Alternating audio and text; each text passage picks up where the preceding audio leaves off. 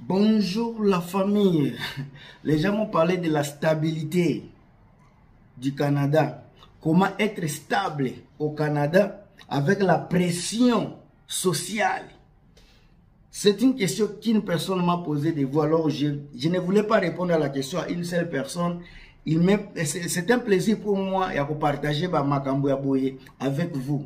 Alors suivez-moi jusqu'à la fin pour comprendre mon point de vue concernant la stabilité au Canada. Je sais que l'argent ne te donnera pas la paix, la joie. Ça peut donner une sorte de joie, mais pas la vraie stabilité.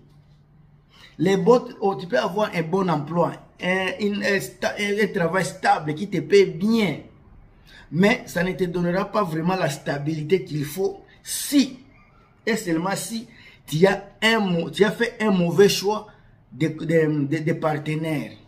Quand je parle de partenaires, je parle de femmes, soit un mari ou des femmes, soit des copains ou des copines. Ici en Occident,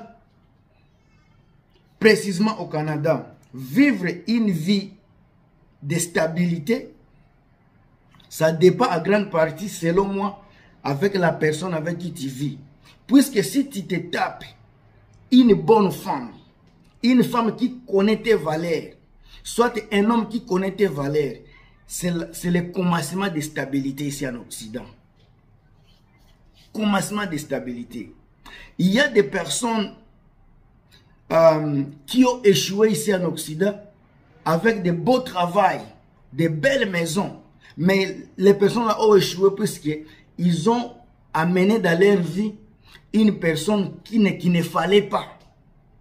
Ils ont amené une personne dans une place qu'il ne fallait pas. Ce qui a causé beaucoup de destruction dans leur vie. Il y a deux catégories déjà que je vais parler dans la vidéo ici. Il y a les gens qui ont des femmes et les gens qui veulent venir ici trouver des femmes, soit les maris. Pour les gens qui viennent ici avec leurs femmes, disons que vous êtes déjà ici avec votre femme, je vais vous donner une petite histoire. Je connais une famille de la Côte d'Ivoire. La famille là, quand il s'apprêtait pour venir ici, malheureusement, la femme prenait d'autres dispositions à cause des amis qu'elle avait ici. On lui donnait beaucoup d'informations concernant la femme seule avec les enfants, de telles choses. Alors, elle avait beaucoup de précautions. Pour elle, elle savait qu'en arrivant ici, je vais me séparer de ces messieurs ici et je vais vivre ma vie sans lui. Puisqu'elle savait déjà que si tu es une femme seule, tu as des bénéfices des enfants, en tant que femme seule, on te donne aussi des bénéfices. Et puis si tu es divorcé, le monsieur là va toujours pourvoir aux besoins des enfants. Donc la femme, elle est entourée de bénéfices financiers vraiment qui est extravagant, juste même sans travailler. Ce sont des bénéfices pareils qu'elle avait déjà en idée en tant qu'en Afrique. En venant ici, elle s'est séparée à son mari dans l'avion avant même d'atterrir ici. Ils ont commencé les querelles dans l'avion et la séparation était déjà dans l'avion. En arrivant ici, comme en arrivant ici, ils ont dormi les premiers jours, les lits séparés. Ils étaient déjà séparés dans l'avion pour prouver leur séparation. En arrivant ici, ils ont commencé à dormir dès les premiers jours, les lits séparés. Ça, c'est parce qu'elle a écouté les personnes qui étaient ici, mais elle était encore en Afrique. Elle n'a pas compris une chose. Elle n'a pas compris que la tradition qu'elle vit là-bas, la coutume qu'elle vit là-bas, ce n'est pas la même avec le système canadien. La tradition canadienne, je ne sais pas, je peux dire les coutumes canadiennes sont tellement différentes à celles de l'Afrique. Alors, en arrivant ici, la dame là, après avoir vécu peut-être un mois, elle était obligée à se séparer, à chasser les messieurs dans la maison pour qu'elle puisse bénéficier à 100% de tous ces besoins-là. Déjà, en arrivant ici pour aller à la banque, quand on demandait elle parlait pour les comptes bancaires, elle ne voulait pas, elle voulait seulement compte séparé, elle ne voulait pas un compte joint, seulement séparé. Puisqu'elle savait que l'argent des affaires, c'est pour, oui, souvent, normalement ici, c'est pour la femme, c'est la femme qui a tout entre parenthèses, les lois de l'Occident, précisément du Canada, sont votées à faveur des femmes. Les affaires sont les premiers. Moi, je sais que les affaires doivent être les premiers. Partout dans le monde, ce sont les affaires d'abord. Deuxième, ici, ce sont les femmes. Troisième, ce sont les animaux, des animaux, les pets, les animaux domestiques. Et à dernier, les quatrième position, c'est nous les hommes. Ça, c'est selon moi, c'est nous les hommes. On n'a rien à dire, rien à faire quand il s'agit de la société canadienne. Alors, la femme, quand elle s'est séparée de l'homme, elle était alors bénéficiaire de beaucoup de choses, de l'argent des enfants. En tant que femme seule, elle a bénéficié aussi des maisons des femmes seules. Elle avait de la chance, on lui a donné une maison avec ses elle avait 3 enfants. Et puis le monsieur, il s'est retrouvé seul dans la rue, puisqu'il est nouveau. Pour vivre d'abord ici en Occident, pour se stabiliser bien, il te faut certaines années, peut-être 5 ans. Moi, je dis minimum 5 ans pour se stabiliser. Quand tu arrives ici, tu ne connais rien.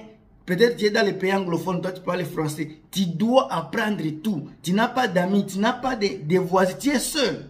Tu dois apprendre tout. Maintenant, le monsieur là doit tout faire pour aller au travail. Maintenant, s'il trouvait par exemple, par mois, par exemple, c'est un exemple, 2500 $ par mois. Lui-même, pour se payer une chambre, comme il était à Winnipeg, pour se payer une chambre, il lui fallait au moins 800 $ par mois. 800 $ par mois, il a des restants. Maintenant, quand tu es séparé, ton salaire, on le divise, on prend 30%, je crois que c'est 30% qu'on donne comme l'argent des enfants à la femme. Maintenant, avant qu'on te donne ton salaire, on a déjà soutiré les 30% de ton salaire. Si tu avais 2500, divisez ça par 3, c'est à peu près 900. Donc, on va donner 900 $ à la femme. Puisque maintenant, toi, tu as 1800. Les 1800, tu dois gérer. Tu vas manger, tu vas payer le loyer, tu vas payer les transports, tu vas faire ceci, tu vas faire cela. Et si tu as la famille, d'autres familles en Afrique, tu dois aussi les aider. Ça devient difficile pour lui. Ils sont encore nouveaux, je pense qu'ils ont 9 mois ici. Mais imaginez-vous, tu es venu dans 9 mois ici en Occident, au Canada, ta femme t'a chassé, tu ne vis pas avec tes enfants, déjà c'est trouble mental. Ou tu troubles mentalement, tu deviens presque un petit fou. Un petit fou au juste, c'est ça, puisque tu n'as pas accès aux enfants. Peut-être on t'amène les enfants seulement le week-end. Toi, tu travailles lundi au vendredi. Maintenant, on te donne les enfants les samedis et les dimanches. Tu n'as même pas l'état de te reposer. Lundi au vendredi, tu travailles. Les samedis, dimanches, tu as les enfants toute la journée. Maintenant, à ce moment-là, la femme, elle peut faire tout ce qu'elle veut. La femme peut sortir avec n'importe qui. Même si elle sort avec n'importe qui, comme ils ne sont pas mariés, tu dois continuer toujours à subvenir aux besoins des enfants jusqu'à ce que les enfants auront 18 ans. Vous voyez, c'est ça la réalité de la vie du Canada. Prenons l'exemple de ceux qui sont encore en Afrique, célibataires, ils veulent venir ici choisir femme ici. Comme j'ai dit au commencement, la vie canadienne, le système canadien, la situation géographique même ne vous permettra pas de jouir votre vie amoureuse comme celle que vous menez en Afrique. Ça, c'est numéro 1. Donc, quand tu viens ici, que tu sois femme, garçon, tu viens chercher ton partenaire ici, disons que le garçon vient chercher une femme ici, tu dois savoir que la femme canadienne, quand je parle de femme canadienne, c'est une femme qui est née, grandie ici. Il peut vivre ici pendant des décennies, pendant la génération, que ce soit noir, blanc, jaune, rouge. Tant que tu es de génération en génération ici au Canada, moi je t'appelle canadienne. Alors, les femmes-là ont leur façon de faire les choses, leur façon de vivre les relations, leur façon d'aimer. La façon dont les femmes d'ici aiment, ce n'est pas la façon dont les femmes d'Afrique là aiment. Nous avons notre façon d'aimer et les femmes du Canada ont leur façon d'aimer. Ce sont des choses différentes vraiment. Quand je vous relate des choses pareilles, prêtez l'oreille attentivement. La femme canadienne, quand tu vas l'aimer, elle est prête à tout. Il y a des femmes qui cherchent seulement de faire de l'expérience. Ça t'aimer ici, je ne sais pas si je peux parler de vrai amour. Puisque quelqu'un peut t'aimer à l'occasion de rien, elle-même te demande de sortir. Le jour où elle veut aussi se séparer de toi, elle va te dire elle se sépare de toi. Ou bien le jour où elle va finir avec toi, elle va disparaître. C'est comme ça. Et c'est le système, c'est comme ça que les gens vivent. Maintenant, toi, quand tu viens de l'Afrique, tu penses que tu as trouvé une copine. Tu commences à l'appeler tout le temps, et va te dire que toi, tu es trop attaché. Tu ne la laisses pas, tu ne lui donnes pas de la liberté. Tu es trop comme ça, tu es trop comme ci. Et puis, les choses qui sont devenues, quand ça devient plus compliqué également, regarde, imagine une fois, quand tu veux rester à côté d'elle tout le temps et dire que tu l'embris, tu ne lui donnes pas du temps. Et puis, elle va dire, tu ne lui donnes pas du temps, elle veut de l'espace. Elle veut de l'espace. Donc toi, tu vas la laisser, tu vas commencer à partir de la voie de temps en temps parce qu'elle a besoin de l'espace. Encore, c'est la même personne là qui va te dire, toi, tu n'as jamais été là. J'ai triché, j'ai fait les fidélités puisque tu n'as jamais été là. Tu travailles tout le temps, tu n'es pas là. Il y a des fois, je me sens seul. C'est le sort de filles là qui vont te dire ça. Or, elles vont te compliquer. Tu ne sais pas s'il faut être là, soit il ne faut pas être là. Ça va te compliquer. Alors, le système d'ici n'est pas comme le système de là. Il faut travailler sur toi et non sur quelqu'un d'autre. Travaille sur toi. Pense à toi d'abord. C'est le système d'ici. Le système d'ici, ce n'est pas le système socialiste. Ici, ce sont des capitalistes. C'est d'abord moi, d'abord moi, d'abord moi. Quand tu viendras ici, tu vas voir que toute chose, c'est moi, me. I say this, I want this. C'est toujours comme ça. Alors, quand tu vas te mêler dans une relation, il faut d'abord... Moi, je dis, les Google, quand on nous a donné sur Internet, les sites de recherche, là, ça marche avec la vie normale. Quand tu veux amener quelqu'un dans ta vie, il faut bien la connaître. Il faut faire des recherches sur la personne là. Qui elle est? Est-ce qu'elle vient d'une famille, par exemple, de papa et maman? Est-ce que c'est une fille qui a grandi seule? Et il y a des filles qui sont, les femmes, par exemple, les femmes qui grandissent avec seulement leur maman, elles connaissent seulement l'amour maternel. Elles s'en foutent des papas. Il y a les femmes, les filles qui grandissent avec les deux parents. Tu ne peux pas me dire que ces deux gens-là voient les choses de la même manière. Celui qui voit les choses de la même, qui va te respecter plus toi, tant qu'homme, c'est la fille qui voit la façon dont sa maman traite son père. C'est comme ça qu'elle va te traiter. Maintenant, imagine-toi une fille qui a grandi sa papa. Il ne sait pas comment on traite un homme. Elle va te traiter comme on la traite à la maison. Donc, elle va te traiter comme une femme. Elle ne va pas comprendre que toi, tu es un homme par rapport à... Vous êtes des personnes différentes. La façon de réfléchir, c'est différent. Elle ne va pas comprendre ça. Alors, il faut réfléchir. Prenez vraiment du temps quand il s'agit de vous engager dans des relations d'ici. Encore une chose, quand vous venez de l'Afrique, vous savez bien maintenant, on est dans la mondialisation. Les sexes,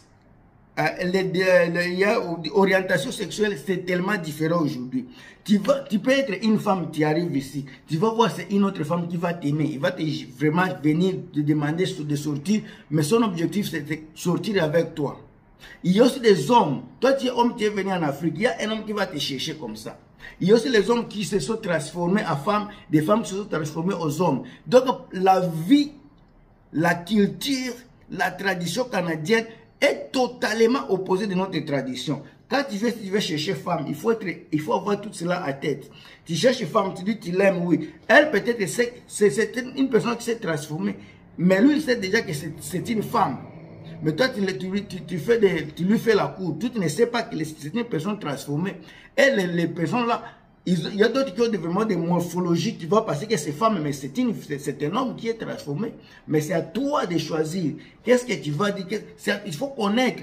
Mais la loi dit que si tu es une personne qui est transgénère, tu dois dire à la personne avec qui tu sors la vérité de ta vie. La personne là, c'est à la personne là de décider s'il va continuer ou pas.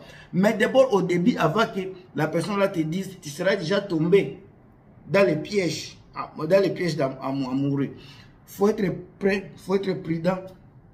Alors, la stabilité. Si tu viens ici maintenant, tu veux t'engager dans une relation, si tu ne connais pas la personne, cette personne-là peut gâter ta vie. Mais si tu trouves une femme qui connaît, qui sait ce qu'elle fait, il y a des femmes qui viennent de l'Afrique aussi, quand elles arrivent ici, elles deviennent trop blanches que les blancs même. Il y a des hommes qui viennent de l'Afrique qui deviennent trop blancs que les blancs. Alors c'est compliqué. Il y a des gens qui savent ce qu'ils veulent dans la vie. Il y a aussi des Canadiens, des femmes canadiennes qui savent ce qu'ils veulent. Quand ils vous aiment pour vrai. Il y a aussi des Africaines qui viennent, qui vont vous mentir. Il y a aussi ceux qui vont vous dire des vérités. Alors il faut être prudent. Le monde d'aujourd'hui, surtout canadien, c'est un monde où il n'y a pas de la police. Comme chez nous en Afrique, il y a la police partout. Tes grands-parents sont là, tes oncles sont là. Tu veux partir dans les coins, il y a l'ami de tes tantes. Tu veux monter dans une colline, il y a les tontons, les camarades de ton père là. Il y a comme de la police partout. Mais ici, il n'y en a pas, c'est seulement toi. Donc si tu n'es pas fort mentalement, spirituellement, tu vas tomber. Il faut que tu te prépares par conséquent. Avant de venir, avant de partir au Canada, réfléchissez sur votre objectif, sur votre plan. Qu'est-ce qui vous a fait venir ici? Qu'est-ce qui vous a fait sortir de l'Afrique, venir ici? Ce sont des questions très primordiales pour voir. Si tu arrives ici, c'est pour toi. Tu es venu seul, donc tu dois vivre seul. Celui qui va venir dans ta vie, il faut que la personne là se conforme à ta vie, puisque c'est elle qui veut venir dans la vie. Tu veux l'engager dans ta vie. Mais choix, tout fait que la personne là se conforme à ta vie, sinon ça va se gâter. Oh, je n'ai pas dit. Moi, je vous dis parce que je vous aime. Tout ce que je vous demande, c'est de partager la vidéo et de vous abonner. On se revoit dans la prochaine vidéo. À plus. Bye.